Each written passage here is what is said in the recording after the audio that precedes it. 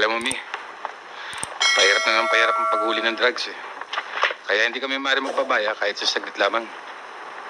Gusto mo ba ng kape? Pagtitimpla kita. Oo, please.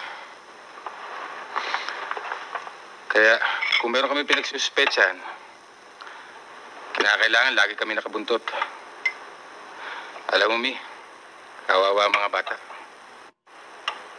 Ang umpisa ng kanilang pagkasugapa ay ang paghitit ng marijuana. Pagkatapos, unti-unti silang makakalimot sa kanilang responsibilidad. Wala na silang inaatupag kundi pagbabarkada at paghihit-hit. Ngayon, darating ang panahon. Nang marijuana yan ay wala ng bisa. Hindi natatalab sa kanila. Kaya maghanap sila iba-ibang klaseng gamot nang mahinto ang kanilang paghihirap.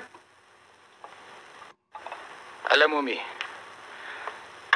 kapag ang isang tao ay nalulung na sa bisyong yan, abay, hindi mo na maiisip kung ano nilalaman utak niya.